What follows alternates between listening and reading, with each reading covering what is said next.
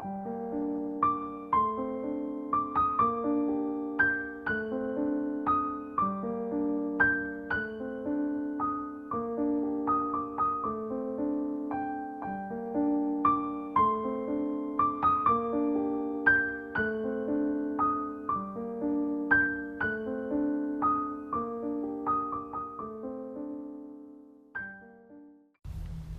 ngalan ng Ama, ng Anak at Espiritu Santo. Amen.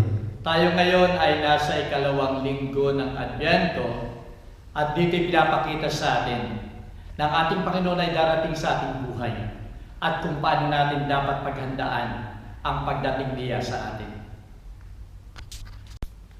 Sumayin niyo ang Panginoon. At sumayo rin. Ang pagbasa sa Banal na Ebanghelyo ayon kay Lucas. Luwalhati sa iyo, Panginoon.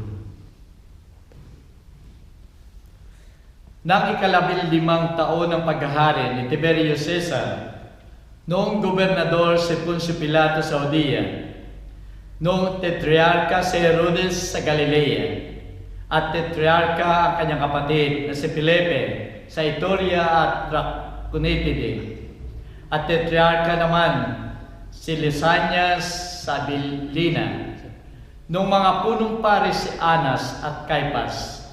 Dumating ang salita ng Diyos kay Juan na anak ni Zacarias doon sa ilang. Nilibot niya ang buong lupain ng Jordan at ipinangaral niya ang binyag ng pagsisisi sa ikapagpapatawad ng mga kasalanan. Ito'y alinsunod sa nakasulat sa aklat ni Propeta Isaias. May isang tinig na sumisigaw sa ilang, ihanda ninyo ang landas ng Panginoon. Patagin ang kanyang mga landas. Ang lahat ng lambak ay tatabunan. Lahat ng bundok at burol ay papantayin.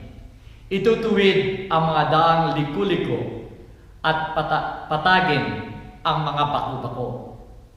At makikita ng lahat ng tao ang pagliligtas ng Diyos. Ang salita ng Diyos. Purihin ka, O Kristo. Minamahal ko mga kapatid sa pananampalataya, noong isang linggo ay sinabi ko na doon nagsisimula ang Advent o yung paghahanda sa pagdating ng ating Panginoon. Dalawang bagay ang napakahalaga sa bawat paghahanda. Ang una, maghahanda tayo kung sigurado ba tayo na yung tao o sino man ay darating. Sigurado ba tayo? Sapagkat kung hindi tayo sigurado, yung paghahanda natin ay maliit lang. Pero kung sigurado tayo, ang paghahanda natin ay lulubos-lubusin natin, makatotoo. At ang ikalawa na mahalagang bagay, ano ba ang ating ihanda? Ano ba ang ating paghahanda? Sapagkat kung napaka-importante yung tao, dapat ay yung paghahanda natin ay naroon. Lubos-lubusan na. At dapat ang ibibigay natin na ihahanda ay yung gusto niya. Kung ito'y pagkain, dapat yung paborito niyang pagkain. Kung ito man ay bagay na dapat nating ibigay, dapat ito ay yung gusto niya, yung paborito rin niya. At ito ang napakahalaga sa paghahanda sa pagdating ng isang tao at sa ating ginagawang liturhiya sa pagdating ng ating Panginoon. Sa mga katanungang ito, ang Ebanghelyo ay nagbibigay sa atin ng katugunan na ang ating Panginoon ay siguradong darating sa atin. Sa unang parte ng Ebanghelyo ay naririto yung kasaysayan. Kasaysayan ng mga tao na kasama sa paglalang, kasama doon sa mga taong pinili ng ating Panginoon. Naririyan si Herodes, naririyan si Caiphas, naririyan si Anas, at iba pang tao na namuhay sa kasaysayan. At ito ang panahon ng ating Panginoon. Kaya't ang ating Panginoon ay dumarating o darating dahil siya ay kasama sa kasaysayan yan.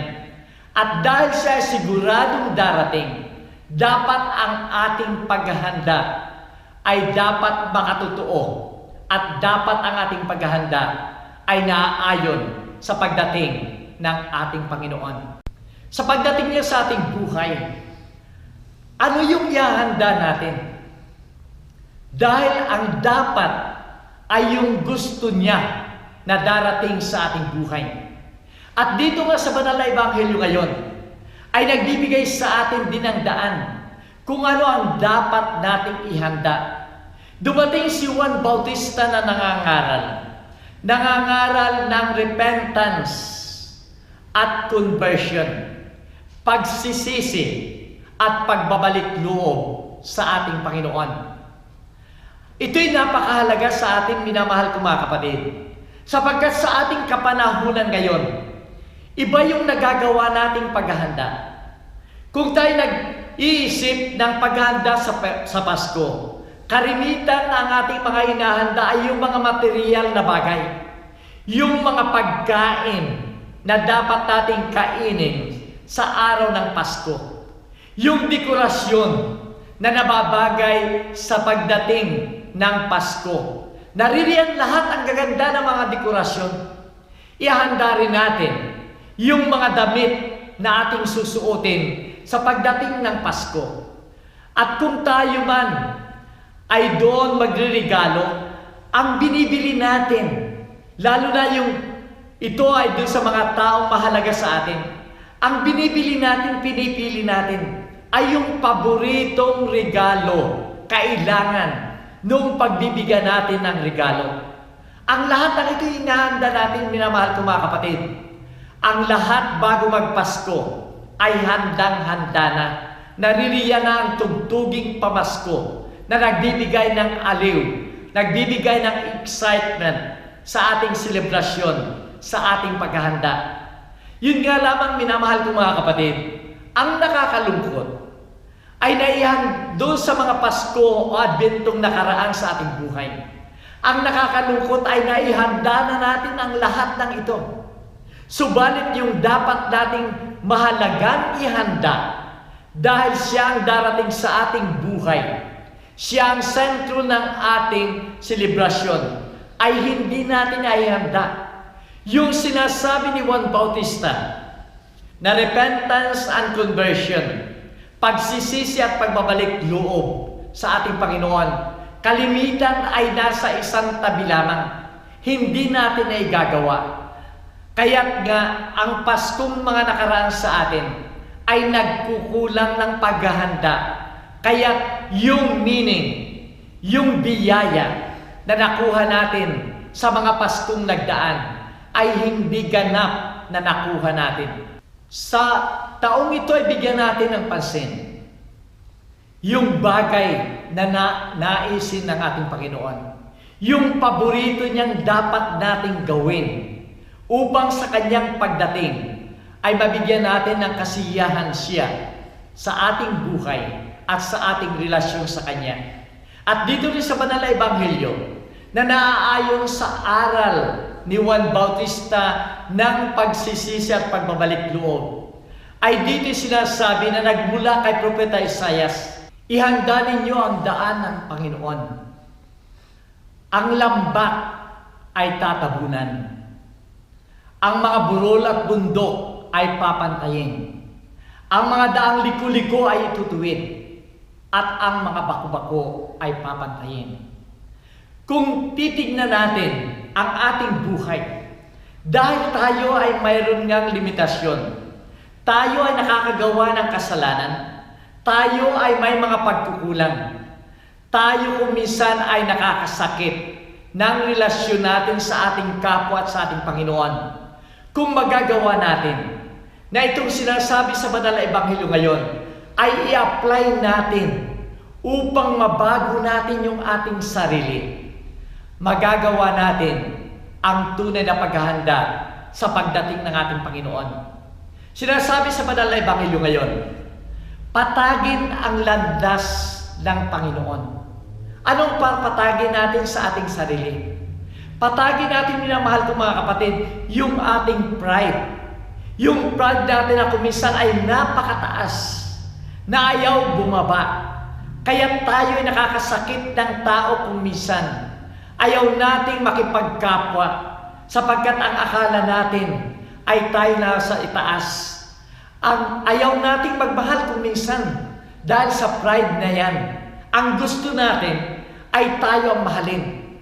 Minamahal ko mga kapatid, dahil din sa taas ng pride natin kung minsan, ay hindi tayo nakakapagpatawad ng ating kapwa. Hindi tayo nakakapagpatawad na nagiging dahilan ng ating kalungkutan at kalungkutan ng ating kapwa. Minamahal ko mga kapatid, kung magagawa nating patagin ang landas na ito ng ating pagkamataas, kayabangan na nagiging dahilan ng hindi natin pakikipagkapwa, patagin natin yung mga pag-uugali natin ng pagmamalabis upang sa ganon tayo ay makapagbigay ng pagmamahal at paglilingkod sa ating kapwa. Sinasabi rin dito, ang lambak ay tatabunan. Kung magagawa natin, minamahal ko mga kapatid, natabunan ang ating katamaran upang sa ganun tayo ay makapaglingkod sa ating kapwa. Gawin natin ito sapagkat ito magiging daan ng tunay na pagmamahal sa ating kapwa at sa ating Panginoon. Tabunan natin yung ating mga pagmamalabis, yung pangapi kung tayo nakaapi ng ating kapwa. Tabunan natin ang lahat ng ito upang sa ganun mapalitan natin na magandang pag-uugali ng pagtanggap sa ating kapwa. Yung mga daang liku-liko sa ating buhay, maaaring ang liku-likong iyan ay yung ating pag-uugali na masama. Ituwid natin, minamahal ko mga kapatid. Kung ito man ang liku-liko sa ating buhay ay yung ating relasyon. Relasyon sa inyong asawa, relasyon sa inyong mga anak, relasyon sa inyong mga magulang, relasyon sa inyong mga kaibigan. Kung ito ay liku-liko na nagiging dahilan ng tayo ay nagkukulang sa ating kapwa, ituwid natin ang lahat ng ito upang magampanan natin ang pagsunod sa utos ng ating Panginoon. Yung mga baku-bako, bundok at burol ay pantayin natin. Pantayin natin ang ating pakikipagkapwa, pakikisama sa ating kapwa, upang ang lahat ay pantay-pantay. Espesyal ang lahat ng tao sa atin. Sino man sila, makasalanan man sila, kaaway man sila, ito man ay kasama natin. Dapat pantay-pantay ang ating pakikisama, pagmamahal at paglilingkod sa kanila. Minamahal ko mga kapatid, ito ang tunay na paghahanda. Ito ang paborito ng ating Panginoon na inaasahan niya sa bawat isa sa atin. Kung ito'y magagawa natin, ito ay napakalaking halaga para sa ating Panginoon. Alam ko na napakahirap gawin ang lahat ng ito.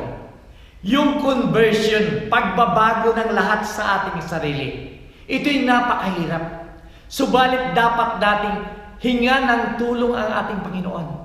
Ang ating Panginoon ang nagnanais dito para sa atin. Humingi tayo ng tulong sa Kanya sa pamamagitan ng mga sakramento niya. Sakramento na halimbawa ng pagkukumpisal. Kung magagawa nating pagsisihan ang lahat ng ating kasamaan, lahat ng ating kasalanan, tayo ay maaring baguhin ng ating Panginoon. Tayo ay maaring niyang pantayin. Tayo ay maaring niyang ituwid upang sa ganon magampanan natin ang tunay na pagmamahal sa Kanya at sa ating kapwa. Sa Eucharistia, minamahal ko mga kapatid, alam natin na sa Eucharistia ay dito'y binigay ng ating Panginoon. Sa kabila ng Kanyang hirap, ay patuloy siyang nagsakripisyo. Nagpatuloy siya nag-alay ng Kanyang buhay. At ang lahat ay napagtagumpayan niya. Kung tayo lamang ay makikiisa sa Eucharistia, makikiisa sa mga simbang gabi, bilang paghahanda sa pagdating ng Pasko, ng buhay ng ating Panginoon sa ating buhay. Kung magagawa natin ito, tayo ay magkakaroon ng lakas na humarap sa Kanya pagdating ng Pasko. At sa kabila ng lahat ng mga nangyayari sa ating buhay, kaguluhan man ito, problema man ito man ay yung nawawala tayo sa landas ng ating Panginoon. Kung sa kabila ng lahat ng ito, ay magbabalik loob tayo sa Kanya at magiging tapat tayo sa Kanya. Ito ang tunay na paghahanda sapagkat ito ang paborito ng ating Panginoon na makasama niya tayo, lalong-lalo na sa kaharian ng Kanyang Ama. Para sa sinyo ay meron uli akong announcement at ito ay tungkol sa simbang gabi at ganoon din sa selebrasyon ng Pasko. Sumayin niyo ang Panginoon. At sumayo rin. Minamahal ko mga kapatid, sa ikalawang linggo ng Adventong ito ay napakaliwanag kung anong dapat nating ihanda, lalong-lalo na sa pagdating ng ating Panginoon sa ating buhay. Ito ang dapat nating gawin sa panahon ito. At away pagpalain ko ng makapangyarihang Diyos, Ama, Anak, at Espiritu Santo. Amen. Kumain tayo mapayapa. Salamat sa Diyos.